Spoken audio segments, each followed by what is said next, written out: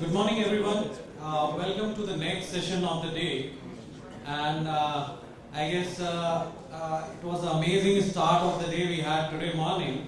And I actually got into some number crunching after listening to all our visionaries. Amit made a comment that we probably are looking at around 15% or so product leaders in a company which is one of the most popular technology product company in India. And we probably have 10% of the overall companies who will fall in that category. Now, if I just extrapolate the data, I probably arrive at a 1% number. That's where we are. In terms of India and India having product leadership, we are probably looking at 1%, not more than that. What that means? That means that we are at a very nascent stage. We are like a sapling. And that sapling needs protection, needs nurturing, needs the care it has to be given to turn it into a big banyan tree, which can run on its own. So in this next interesting session, we are going to talk about how corporate incubators are actually working on nurturing this sapling and trying to create product leaders and great products out of India. And without taking much time, I would like to invite Professor Pinkesh Shah, who is going to be the chair of this session. And for those who don't know, Professor Shah is the Director of Programs at Institute of Product Leadership, which is the first of its kind institute where we are actually having an incubator built inside an academic program. So you actually take an idea from the concept stage to actually launching a product in an academic session. And that's why he's going to be the chair for this session. Professor Shah, can you talk? Thank you.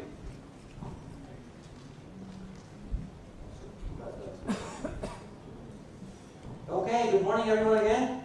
Good morning. Hope you survived the first session. We have parallel sessions going on obviously in different rooms, so plan your calendar ahead. Today's session is going to be a super exciting session that I've been asked to moderate here. Although this Starbucks that I present really don't need moderation, they're fairly controversial and provocative on their own from the little conversations I've had in the last 10 minutes. But let me kind of introduce each one in random order, and then we're going to throw some questions at them on this whole notion of what is a corporate incubator. This is the next big buzzword, after mobile, social, big data, right? And or one of my best buzzwords, and we have a contest for some of you who can define this, is the word solution. It's a word that you can never go wrong in no matter what sentence you put that in. It's one of the most, second to innovation, it's the second most used buzzword, by the way, called solution. And so now the new buzzword is corporate incubator, right? What does that mean? How does that work? Does it work? Well, we think it does work. We'll find out from the panelists how they're making it work. And so this is a candid conversation around all of this, which some of you might be very interested in. Okay, so let me start with Rajinish Menon from Microsoft. Welcome, Rajinish. Rajinish heads up the startup team in the Microsoft Accelerator Ventures in Bangalore. In fact, Microsoft is known for building an accelerator for a long time now. They're in the sixth batch of incubators where they bring people, startups, they house them for a while, they give them access to Microsoft tools, libraries, but also connects and nurture them for about 4 months. Yeah, really 4 months. So Rajinish heads that up. He's mentored 100 plus startups now. This is the guy you want to shake hands with. Every handshake he usually reeks out money. So do collect some of that at Microsoft at the end of the day, right? So make sure you connect with him during and after the session as well. Second I'm going to call upon is Rakesh Singh from Citrix. Big round of applause, Rakesh. Rakesh runs the Citrix R&D Center in India, and like our other CEOs and our MDs that you saw in the first panel, Rakesh also heads up an additional very exciting role of kind of building the corporate incubator within Citrix. And they've done some amazing work. I've been privy to some of it. I've been involved in that incubator for some time now. So we'll hear about how the innovative way of them building the corporate incubator inside Citrix, both for internal folks as well as external folks. Right? So we'll hear more about that. He's a veteran, obviously, in the product industry and very well sought out speaker when it comes to product leadership, executive management in the country. Next I'm going to call upon is Mahesh Kalwai. Mahesh Kalwai represents Target. He's Senior Director of Enterprise Business Intelligence at Target. For those who don't know Target, at least when I was in the US, this was one of my favorite stores, by the way. And Target does more than just retail, right? So they actually empower a lot of other back-end solutions for other retailers. The statistic that I heard when I was in San Francisco for the last 7 years is 1 out of 2 pencils get sold from Target. So I don't know if that's a good thing to cheer about or not, but that's the statistic that we heard, and so that's Target. Target is very interesting because they also have non-tech initiatives that they're going to run, and so it'll be very interesting to kind of see the flavor. There may be a Microsoft or a Citrix versus which is more tech, and Target kind of being a mix of tech and non-tech. The next one I'm going to call upon is a company that you cannot have a conference from if you don't have somebody from where? You cannot have a conference in this country if you do not have somebody from this company. Google, my friend. So kind of Google search this, right? So next one I'm going to call upon is Sunil Rao. Sunil Rao is the country head, developers relation, startup ecosystem at Google. Google runs a fantastic set of venture programs. I have been running that for a while now, and so he kind of represents, he heads up that division, both for intrapreneurs as well as entrepreneurs. And so it's very interesting to see kind of Google's perspective on him. He's also a hands-on product leader himself, a UX guy, a product management guy, a business development guy, an engineering guy. There's hardly a function he's not done from a product ecosystem perspective, so it'd be good to get his perspective. Next I'm going to call upon is Kartheepan. Kartheepan comes from Qualcomm Ventures. Qualcomm is this small little company that makes sure that all of your phones work the way they should work. For those who have not heard, right, Qualcomm is this huge, monster, high-growth, fast-paced company in the Bay Area, and they've done some interesting work in India to kind of build that Qualcomm Ventures that invest both externally but also build an in-house incubator for employees. He's actually himself on the board observer for many companies like Capillary. Capillary is one of the hottest startups in India, if you guys are aware of it. DeckApp, ZopNow. Do you actually shop from ZopNow yourself? Or are you a big basket guy? You're not allowed to go on big basket, I guess. You don't have to, huh? So so in all disclosure, a fair amount before you throw stuff at me, I'm a big basket guy. For those who don't know what we're talking about, we're not talking about some shopping list here. BigBasket.com is one of these online grocery places, which is, in my opinion, pretty good. But I'm sure ZopNow is equally good or better. So for the purpose of today, at least we maintain that.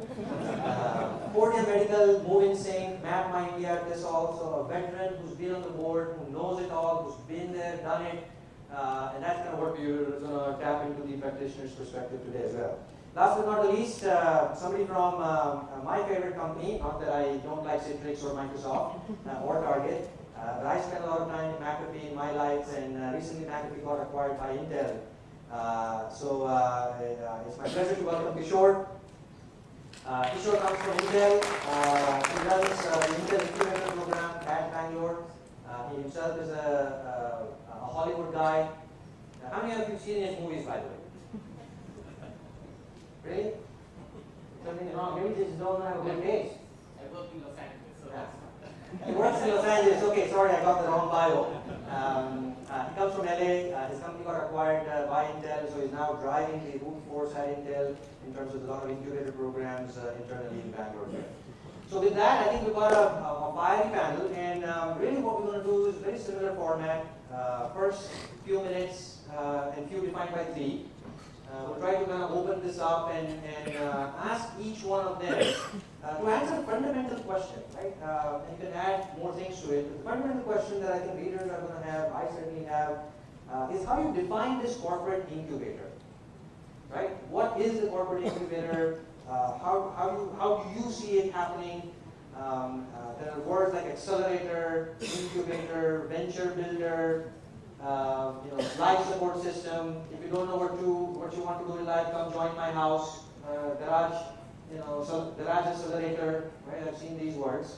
What is that for you? So you're gonna paint the broad picture for the audience here on what is the corporate incubator and the way you guys see it at least, and then kind of delve into some specific questions. Yeah? So you can go from one side to the other. Maybe Rajinish, you can, or actually, we were going to start with Sunil. There are two things you do in life when you start your day. This is the next trivia questions if you haven't figured out the first one. What is the first thing you do when you get up? Yeah, hopefully you brush. So post that, what do you do? Check email. Search Google, my friend. All answers that you don't find in any other place, it's on Google, right? So you have to start with Google. So with that, Sunil, all yours kind of set the stage. Thank you. Thanks for giving me this opportunity. Let me just rewind back to year 2010, and that's the baseline I want to take in terms of journey of startups. We did a recent study along with Zeno and NASCOM, along with Google, and came out with this report called the Startup Report. If you haven't seen it, I would encourage you to have a look at it. All the data that you need regarding how the startups have evolved over a period of time in India, you'll get the data over there. So in the year 2010, there were close to 480 startups incorporated in India. Okay, and just fast forward to 2014, there's something like around 960 new startups incorporated in 2014. And if you fast forward to 2020, at the going rate, we do expect it will be close to around 3,000 new startups will be coming out of India, right? And we are happy and proud to say that Bangalore is contributing to almost around 29% of the startups. So that definitely makes it the startup capital of India. Followed by Delhi NCR region, which has got close to 22% of the startups. Third is Bombay with 15%. Then you got Hyderabad and Pune. Pune and Chennai both stand at around 6% of the number of startups which are coming up. And there's a very clear distinction which we are seeing in terms of the B2B startups and B2C startups. If I'm making a distinction like that, almost 85% of the companies in Bangalore are B2B startups. And it's exactly the opposite in Delhi NCR. Almost 85% of them are in the B2C space. Having said that, if you look at that nature of business itself, obviously the kind of people who are in the B2B space, these are people who are coming out with, on average, 8 to 10 years of experience and who are starting their company. And if you're looking at the average age of a startup founder in Delhi NCR region, is something like around 26. If you're looking at the national average, it's something like around 32 years, right? And 1 in every 5 startups which are coming in India are coming out of people who are just coming fresh out of college. That's around 20% of the people are coming out. So that's a great number. If you're looking at the current run rate, 200 out of 940 startups are coming out of people who are coming straight out of college. And out of them, there's not a healthy trend. I'm not proposing that. Almost around 8% of them are college dropouts.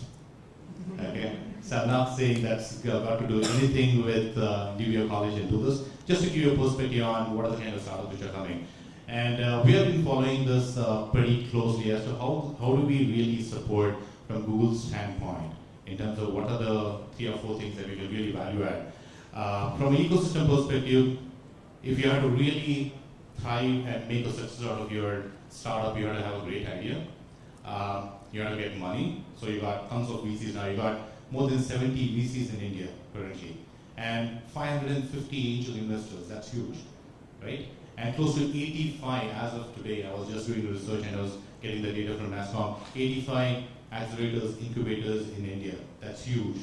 So there are a couple of things which has changed over a period of time. One is the biggest change that I'm seeing as of now is it's no longer a taboo to fail in a startup. And yesterday I had a guy who was 25-year-old and this was his 4th startup. So the way he introduced is, I'm so-and-so, I'm 25, this is my 4th startup and I failed miserably in 3. And he was so proud to be saying that. So I told him, as long as you're not doing the same mistakes over and over again, it should be okay to fail, right? And so we have seen a huge surge in terms of the number of startups, but the mortality rate is equally high. Almost around 45% of the startups don't last beyond 18 months in India. That's the current statistics. So what exactly is missing in the ecosystem? It's not the money, it's not the idea. What is missing is your mentorship. So what Google is trying to do out here is plug in and come out with world-class mentors And we recently launched a program called Google Launchpad program, which is all about creating hyper-local mentors and mentees. And we want to, as a part of this program, we want to mentor 100 early-stage startups in Bangalore itself. And we already created this first batch of, we already rolled out first batch of people, and it's an excellent program. So if you haven't heard about it, just go and look out for Launchpad and learn more about it. Thank you. Thank you. Okay. So I think each of us would have come to this point on a different journey. So with respect to Citrix in India, we had kind of 3 drivers to come here. The first one was kind of the traditional incubator driver. Through our accelerator program, we had been seeding startups all around the world and in Bangalore for a couple of years. And now that was looking at going to a point where we wanted to also coach some of these startups. So, help them with the design thinking, with the lean startup methodology, help them with agile programming, mentorship, all of that. So that was kind of one driver bringing things forward. The second driver is in terms of innovation. I think earlier on in the first session, someone said 15% of the folks are product leaders, and at the beginning of this session, 1%.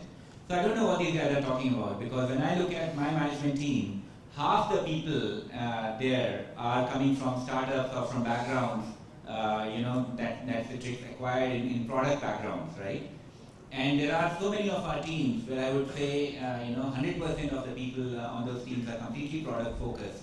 And I look at them, as product leaders. So that is kind of the second driver for us. We have been doing a lot of things.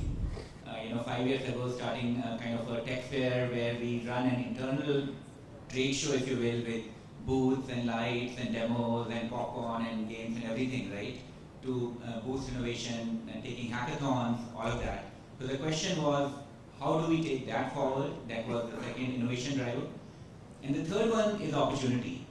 For Citrix, Bangalore is the most diverse and the largest R&D center, diverse in terms of products, services, in terms of engineering, product management, etc. So where do we go forward? So last year, we decided to have a program, an innovative program, which would combine both the external startups and the internal startups. We had different mix. So in the ones in Santa Clara and Raleigh, which is in North Carolina in the US, we had 2 internal startups and 5 external ones. In Bangalore, we have 5 internal startups and 4 external ones. So I think for the external ones, it is fairly standard. You go out, you solicit folks who want to participate in the program, you go through the selection process, etc. The more interesting is for the internal ones, right? How do you go about that? How do you select the people? What percentage of time do the teams get to work on in these 12 weeks? Once they are done with the 12 weeks, how do we go about it? Will they all end up leaving, or will they, will we invest in them, etc. So truth be told, I don't know all the answers, because the launch, the kind of final presentation of the program is for us next Wednesday. So I'll be much smarter in answering some of these questions. But based on the programs that have already concluded in Santa Clara and in Raleigh, it has gone pretty well. We have been able to fund most of the internal startups as well, moving forward. More than that, even as we go through the program today, currently in the 11th week, right, it has worked very well for the teams. The teams have gone out, some of them started with certain ideas and they have pivoted. They have changed the idea based on talking to the customers. Some teams are spending maybe 50% of the time, others are spending 100% of the time on the internal startups.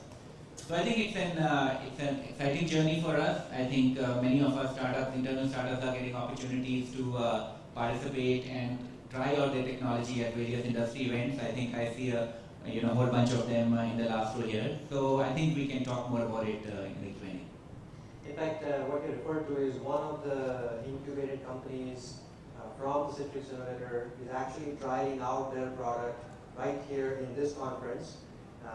So just a plug for that team. It's called ShareCard. And so do get that app downloaded. It allows people to kind of network with each other at an event like this. And this is their first kind of real pilot, coming out of the incubator, so you get experience as well to what they just like. Right. Before I go to maybe a quick question, like how many of you are from big companies, either MNCs or Indian companies? Raise your hand. Okay. Majority. And startups? Okay, all right. So is it fair to say that then most of the people from the corporate world are looking at how you can probably have a program, an incubator program in your own company, I'm guessing? Okay, so maybe I will give a quick background. I think we all have different perspectives. We all have gone through different journeys, like Rocky said. We had mainly an external focused program called the Qualcomm Ventures, and then we had an ad hoc program internally to nurture innovation within groups who have a completely wacky idea that's not aligned to the business. So how do you nurture them? So it was more an ad hoc program. I think one of the learnings, I mean, we can talk about more detail later on. I think one of the learnings where we borrowed quite a bit from the ventures experience, the external startup experience that we applied was that startups do well to become big and disrupt because of one reason, one primary reason. That's because they have very limited resources. So that forces prioritization, that forces a sense of urgency, that forces everything to move really, really fast. Right? In a big company, even you're doing a left field wacky idea, trying to do some innovation that's off from the product line functions, you still have the cushion to go back to the product line function, or you still have the cushion to go back. Even if it slips a little bit, it's okay type of a thing, right? So that sense of comfort was the biggest deterrent in creating actually big ideas within a corporate entrepreneurship or incubator setup. So one thing that we did was put that thing back in there. So we had a very tight program, very limited budget. So either the companies, either the ideas that are completely different, either need to get spun out from Qualcomm or need to get aligned or need to get buy-in from a business group. So they had a set time, set budget, and by the time they had to do it. So that actually brought in quite a bit of discipline. So if you are considering something, either evaluating to be part of it or evaluating to bring something in your own companies, I think the one learning that we had from the last 15 years is that that sense of prioritization and constraints really helped.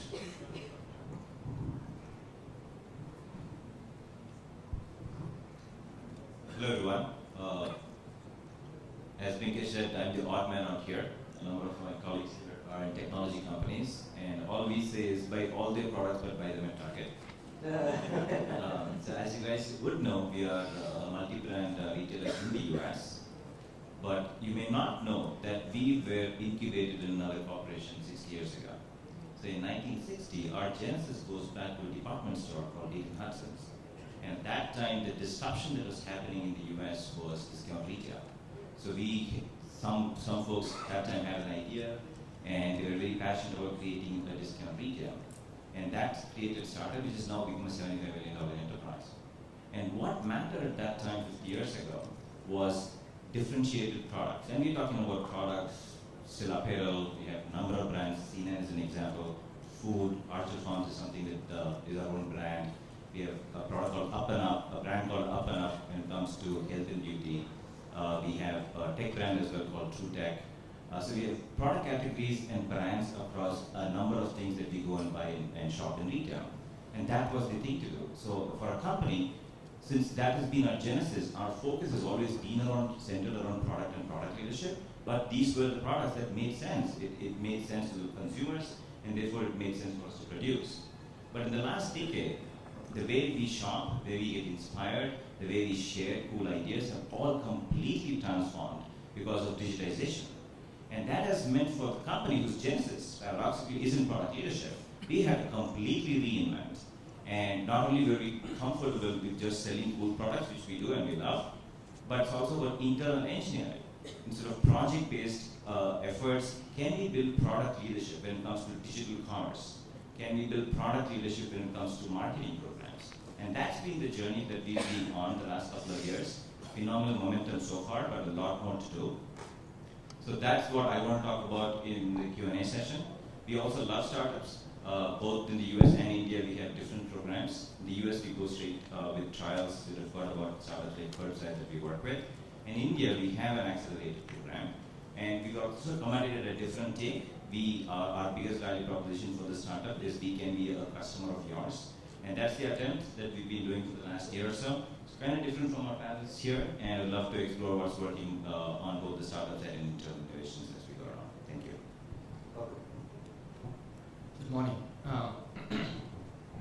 I think before I explain what I do at Intel and how it is relevant for this audience, maybe a little bit of a history, right? I mean, if you look at any company, and most of you are part of big companies, if you look at any company and the growth, the need for the growth, I mean, you can get it inorganically, right? I mean, typically Qualcomm Ventures or we have Intel Capital or M&A divisions. You go after startups, so you go after established businesses and then acquire them. And you grow your company inorganically.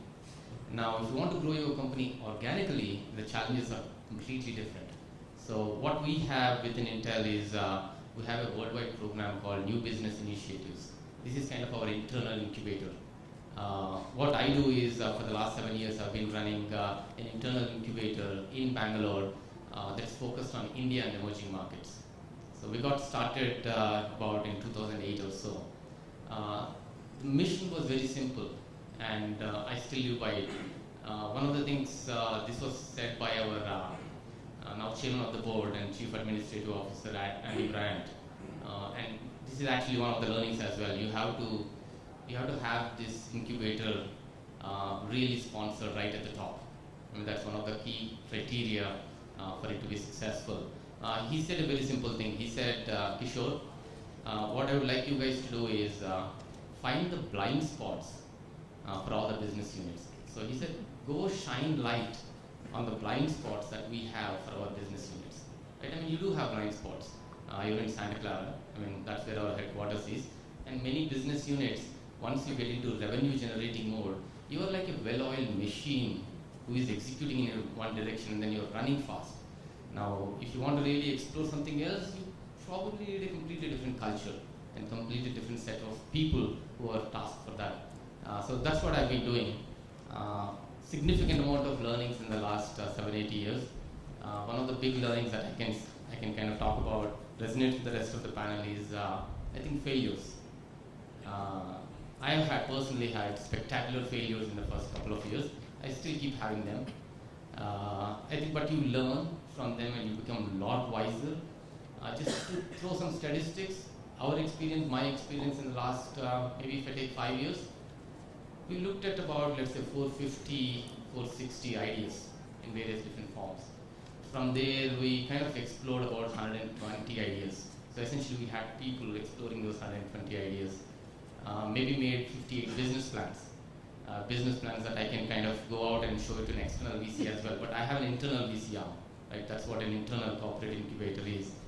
And from there, maybe 6 of them are launched and 3 of them are making money. So if you actually look at maybe 12 to 15% is a success rate. So everything else is a failure.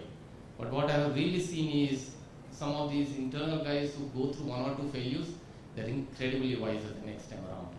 And that's been my biggest learning. So you need to really brace yourself up for failures. And one of the things that we really learned is you fail, but you fail faster. So you really fail faster, so that you kind of really move your capital around to another idea, which again shines light on these business opportunities, right? So incredible amount of learnings. Would love to share many of those on this panel with the rest of the panelists, and hopefully we'll create some controversies around these as well. Thank you. Thank you. Although in the traditional sense we are not an incubator and we are an accelerator, as you know, Pinkesh.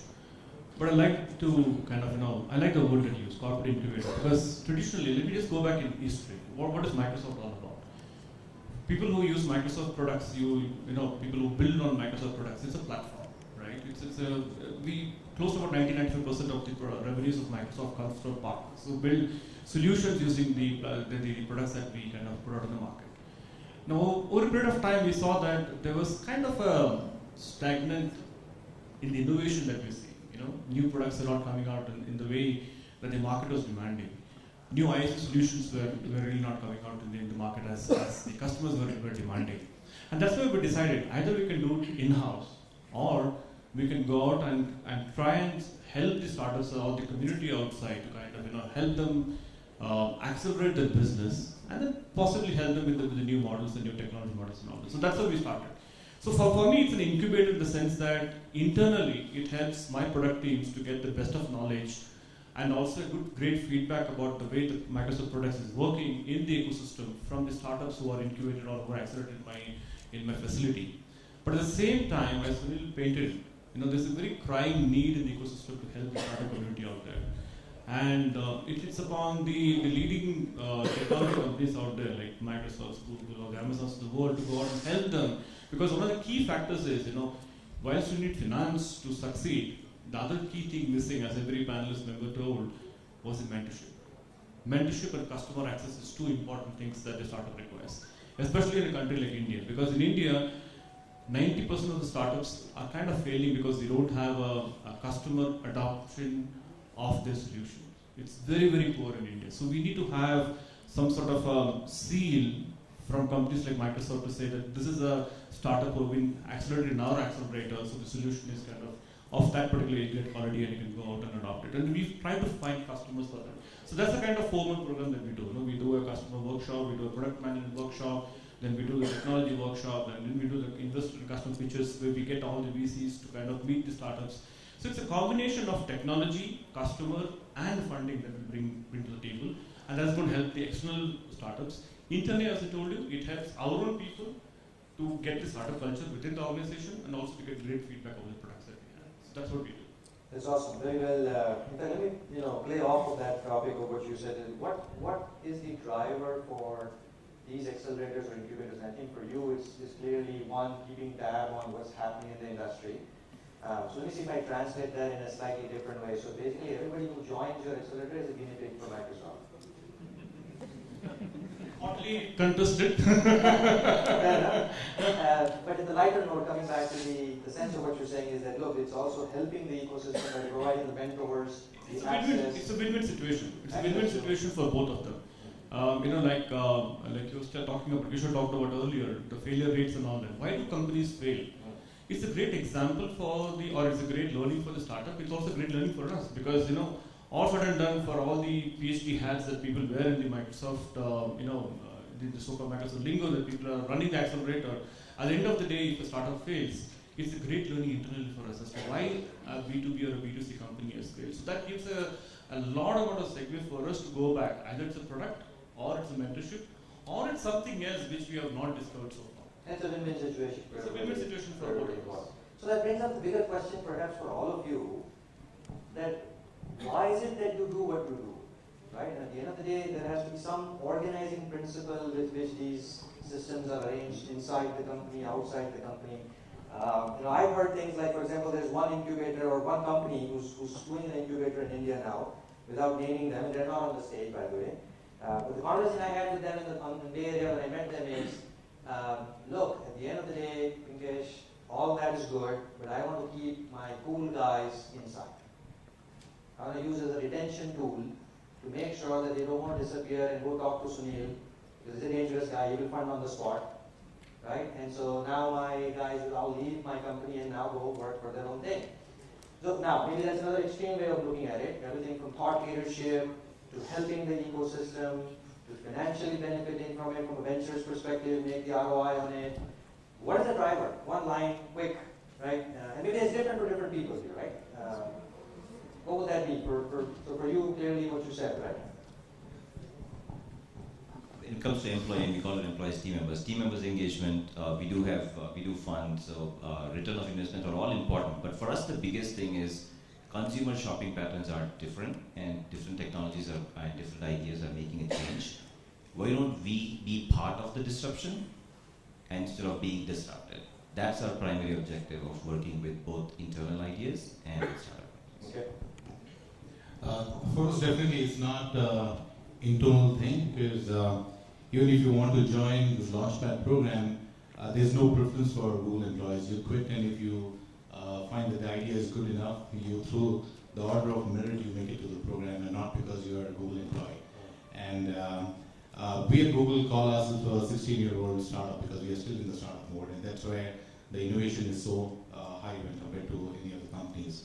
And for us, the major driver at this point in time is, as I said earlier, it's bridged that very important gap of mentorship. And we also we have come up with various new methodologies in terms of design thinking and design sprints, which is just within 5 days you are able to come out with a product and say whether it will work or not. And some of the very important insights that I want to give from our Launchpad program is, out of around 20 startups who came to the program, almost around 5 of them pivoted at the end of the program. And they said, yeah, without this program, I don't think so. I would have been running, looking at a completely different product. And 2 of them dropped out and they said, thank you for letting us know that our product was crap. And we didn't waste the next 2 years just building on something where the market was not there at all. So giving them the right insight at the right time is very, very important. And we want the startups to succeed, and that's the bottom line. Irrespective of the kind of technology stack that they're working on, Microsoft, Google, it doesn't matter at all. Our big motivation is there a solution which will be able to solve for millions of possible consumers globally? It's not a hyper-local kind of solution. You're looking at tons and tons of people using it and benefiting from that. So if I can piggyback one more question about what you said, and others can also help the second question also answer. What is the definition of success? You said we ultimately want our guys to succeed. What does that mean? What is the metric for measurement of success? There are internally some metrics, but when I'm running this program, I've got my own metrics. For me, I'm thinking much more bigger than the internal metrics that I have. For me, I'm thinking about how many new customers I'm able to do a handshake with this set of startups that I have. Will this set of startups which are coming out of my program, are they able to raise enough money? At the end of around 18 months, I'll measure success in terms of amount of money raised, amount of new customers that I'm able to bring to the table. Without my introduction, there's no way they could have made it. So that's at the very holistic level I'm looking at success. Right. So access to market and can they raise money are the 2 fundamental, while there are other metrics as well. Yeah, exactly. How does that work for Citrix, Rajesh? I think what I'd add to that is kind of a behavioral metric. Some of the components here, right, that you're talking about in terms of startups, in terms of design thinking, in terms of quick prototyping, those are things that we're driving through the entire organization. So here in the Innovator program, where some of our internal startups sit together with the external startups and go through again, design thinking, agile programming, etc. So we are essentially looking at driving that behavior throughout the organization. So the metrics will be there in terms of success, etc. But I think for me the greater excitement will be to see more of that change. The before and after has to be different. That's Whether right. they raise funds or not is less important in your context. That's right. Okay. I think for us, I'll leave the ventures part out. I'll just talk about the internal incubator. I think we use it as a way to nurture really wacky left field ideas, right? I think if it's an innovation within the line of our business, the business unit will take care of it. So the good example is, we are a chipset company in telecom, but augmented reality, if you look at the augmented reality class of apps, 70% of the apps use our before year program, and that came out of our internal incubator effort, right? So that's the way we look at it, something that can bring out an idea that's the conventional business leaders are not going to think about it because they are busy executing their plan. But disruption happens that way, so a way to bring these type of ideas to the fore. That's the way we look at it and evaluate this. For us, as I said, the primary value proposition we offer is that of a customer, and we find that as a big gap. And we talked about access to markets and customership, and our biggest success metric is that. And we provided an opportunity for a good idea to get scale, which is something that we see with ideas that come from within the enterprise, because people think in scale, and we don't see that boldness when it comes to scalability with the startups for a number of reasons, and we can add a lot of value there. And to be honest, the other thing that I've been noticing, right, is we have a number of different value propositions, but we also work together. So one of the startups that we worked with in our first batch was part of Qualcomm's competition. The latest Launchpad, we had another startup that we're working with, Win That. So I think it's also about the value that we can add together that I'm very, very excited about. Just to add one more point, for your earlier question, man, that company's incubator is doomed. So because if you're going to really look at corporate incubator and saying I'm going to use it as an employee retention tool, it's not going with the right intention there. Anyway, coming to the current question of success metrics, I see two different possibilities. For a corporate incubator, one of the success metrics we looked at it is market launch, and of course the revenue that you make. There's another side of the story as well, which is you can think of how many of my employees are actually generating or participating in these internal incubator kind of ideas, right? These are actually two sides of the coin, because on one side you want to kind of develop this innovation culture in your company and then say, okay, the maximum number of people are coming up with these cool, wacky ideas, whether it's on-the-job innovation or whether it is kind of disruptive innovation. I want maximum number of participation.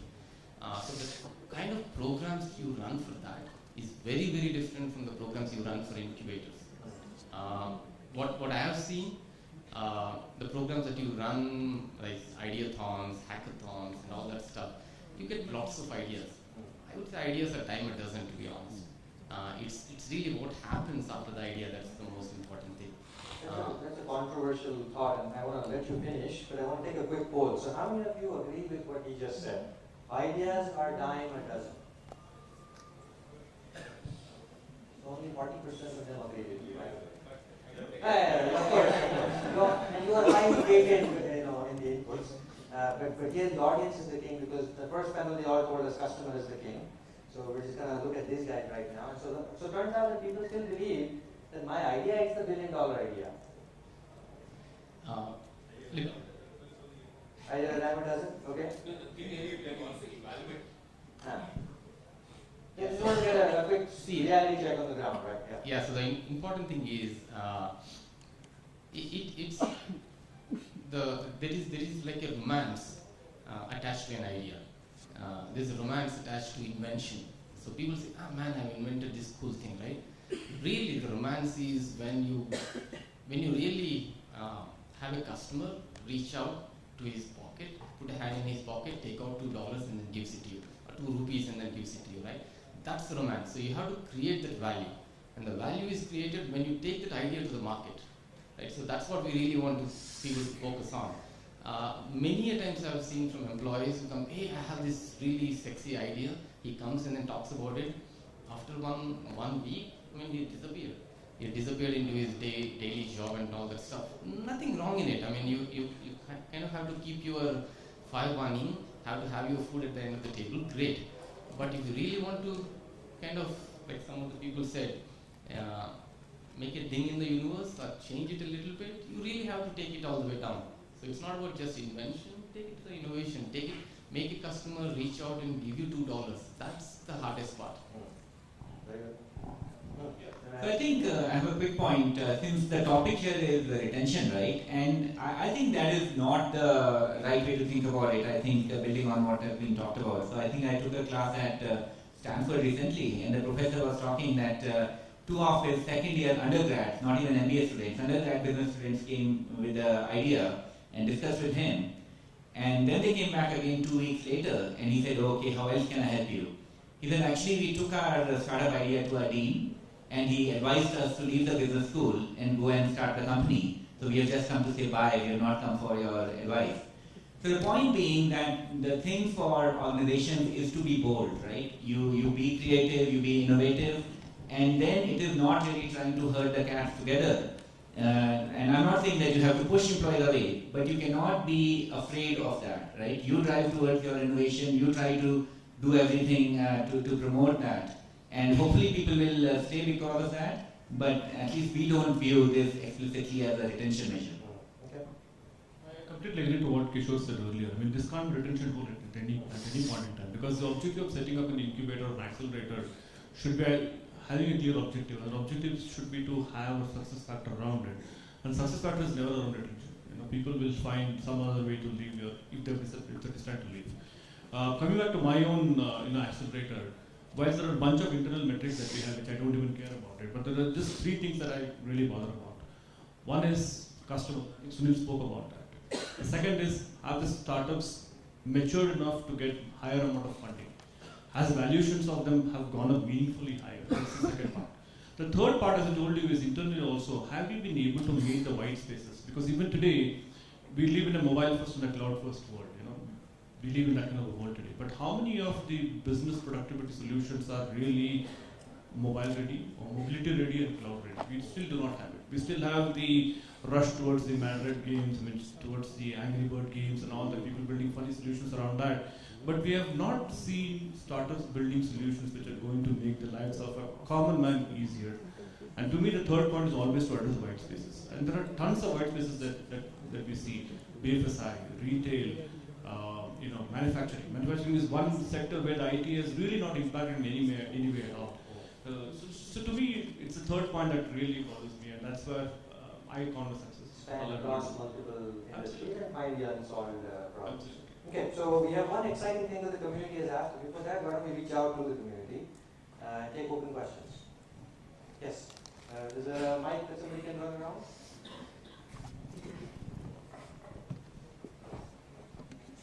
If you can quickly announce your name, the company you're with, and just be as brief as you can about it. Hi, I'm Pinkesh from EMC. My question is around what Sunil said. You said about 45% of the startups are failing. What I want to understand is, what is the reason? Is it the idea? Is it that the market focus is not there? Somebody raised the fund that are they able to get funding? Or is it that the execution is not good? Is the team not able to drive the idea correctly the way you desire? Or are there processes which are inhibiting the teams to succeed? So that's a great question. There are multiple things. Just what you asked or what you talked about is just one part of it. The number one reason that we are able to see is people are really very stuck to their ideas and they are not ready to pivot it at all. And if you're looking at any successful company that we have been mentoring, by the time the final product, in terms of a guy putting his hand in his pocket and giving $2, by the time he reaches that stage, he would have clearly pivoted his product around 4 times. How many of you know that Snapdeal pivoted almost around 9 times before coming out to this model? They were in the couponing business, they were doing crazy stuff, and finally they came out with a model which really works for them. So don't be afraid to pivot your ideas. It could be pretty much early on. And second one, which I'm seeing, I don't know whether there's an India phenomena, is a co-founder conflict. And almost around 30% of the companies didn't work because of the prioritization. One founder wants it to be running in a particular direction and someone comes out with something very tangential. It also becomes very important to have a mentor pretty much early on. It's not like you mature to a certain stage, then you have a mentor. You can have a mentor from day one and keep bouncing out their ideas.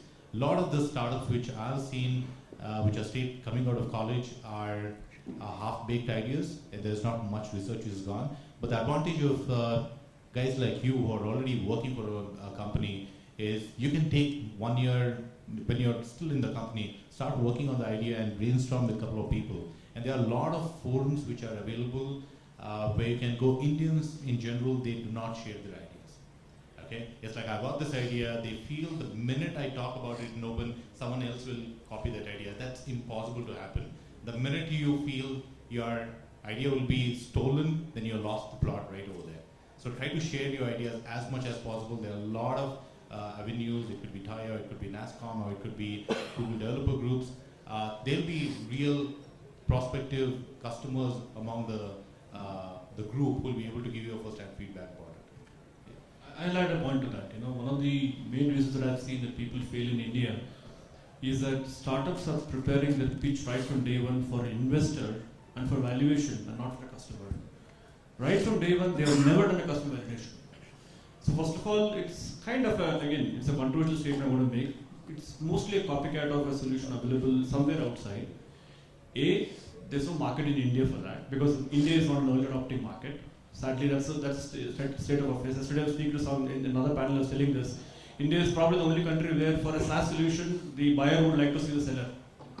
Right? That's a sad reality we're in. So, copycat solution, early adopter is not there, startup himself is making the pitch for an investor, not for a customer. All these 3 factors put together itself, and what Sunil pointed out, the inability of that guy to get coached or to be mentored. Because as a startup, you need to have the ability, you need to be a sponge. You need to be coachable, and you need to be able to pivot. If you don't have these 4 things, that's the reason why Indians, most companies fail. I want to ask a follow-up question to what he asked, which is, you mentioned, Sunil, that you should spend a year where you are and work on the idea before you really want to go jump off the cliff, if you will, right? You kind of jump into the entrepreneurial world. What percentage of your inputs, for those who are doing greater incubators, what percentage of your inputs to the incubator or accelerator are people who are already working somewhere else? It's around 50-50. It's people who have already been working. See, the way we entertain people for our program at least is we do not entertain people who are already working in a company and their skin is not there in the game and they've just got an idea. We are looking for full-time founders with the composition of a technology guy, a go-to-market guy, and a UI UX guy. We will mentor only that guy.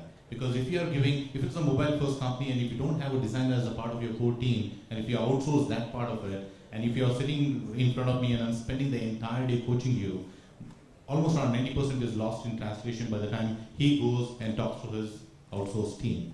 So without a full-time technologist, go-to-market and a UI UX guy, I won't even entertain in the program. So that's kind of your entry criteria if somebody Yeah. doesn't even come to you and approach you. And he has to be a full-time founder, not a guy with idea.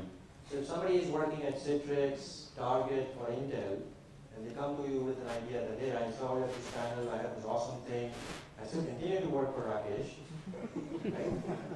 What's your response? Saying no. Yeah, quit and do something.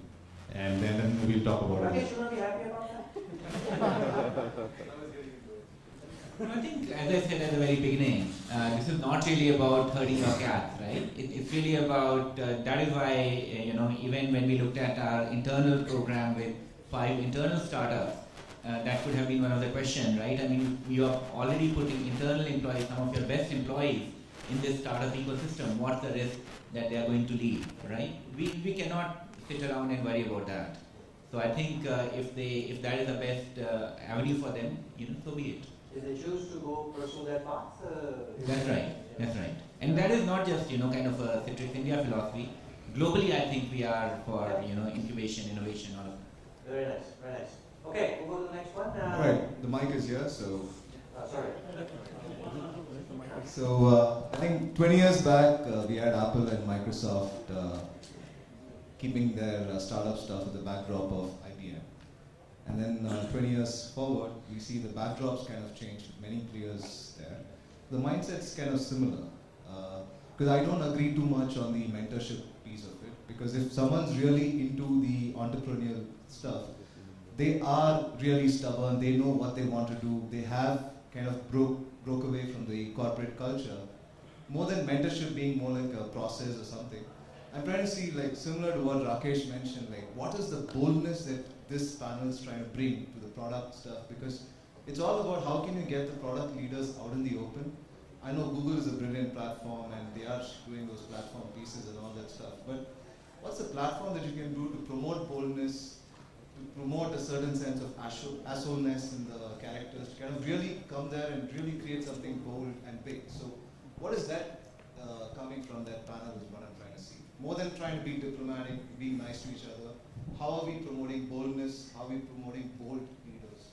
That's what I want to know. Yeah, as I don't know whether I mentioned this, this 5-day program that we are doing as a part of the mentorship program, at the end of the day, these were the top 25 early stage startups which has been recommended by the VCs, which has gone through a hell lot of due diligence.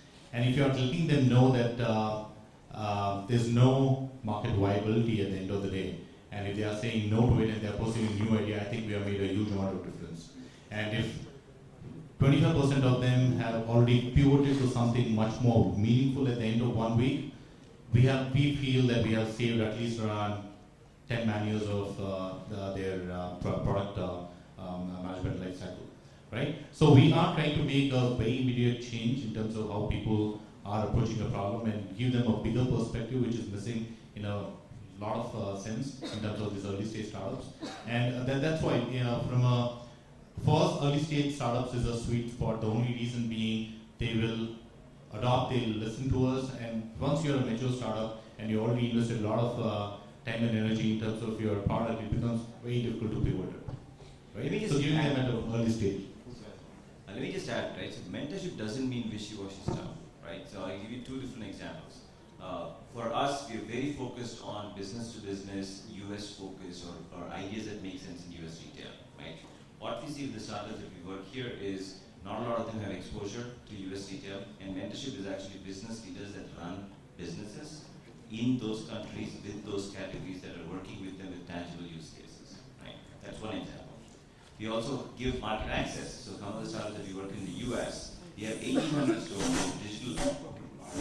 Quickly, startup can get consumer feedback that they may not get otherwise. So those are also very good value adds that large companies can go and start with the stores. So as an ex-entrepreneur, I tend to agree with you, right? So I think the mentorship and this guidance, all those things, you give very little weightage as an entrepreneur, right? And you're also right that most of the successful entrepreneurs in our own portfolio are really stubborn, right? People who have this unwavering view of this is what has to happen, this is what I'm going to do, right?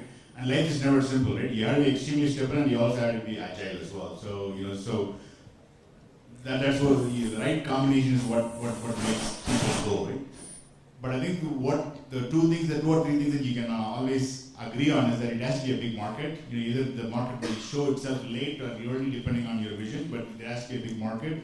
And then the only way for you to run is more money, and then the only way to get money is by showing traction, right? So these things you can agree on, right? I think everything else, whether you want to get mentorship or advice, as long as it goes back to these two things, then you take it, otherwise you reject it, right? So, but I tend to agree with you that entrepreneurs tend to be extremely stubborn. But I think the fine line is that you got to be extremely stubborn about your vision, but at the same time, if something's not working, you also have to be smart enough to accept it as well. I think that's what the panel is trying to articulate. Add smart and stuff. Yeah. Okay, thanks a lot, speakers. I think we are absolutely out of time here. I know we all love incubators. Nobody wants to be warned. But 9 months later, it has. I would like to put this we need to question. really close the session. I'm really sorry, but we have our panelists who are going to be outside. You all can catch up with them on the questions. So we're not closing the discussion. This is about candid conversations. You can continue having those candid conversations with our panelists till the time they are here. They are welcome for it. Hey, round of applause, guys, for our panel members.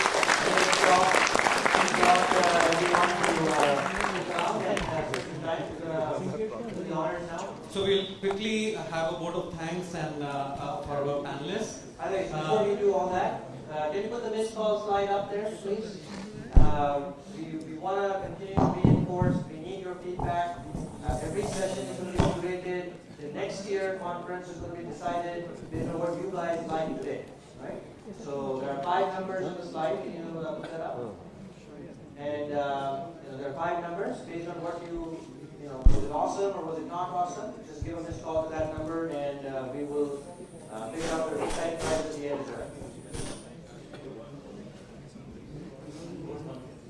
Yeah, that's right. Yeah. Vote for the first one. That's right. Awesome. Vote for that number. With the kind of number of questions people had, I'm pretty sure it's going to be number 1, which they are going to vote for. So let me call upon Mrs. Lalita Ramani on the stage to give the vote of thanks to the speakers. So Lalita is a senior group product manager at Intune and managing products which are generating over $1 billion of revenue for Intune. So we are pleasure to have Lalita with us today. So first I would like to invite Rajinish. Thanks a lot, Rajinish. Just wait for a few seconds so that we can take a snap.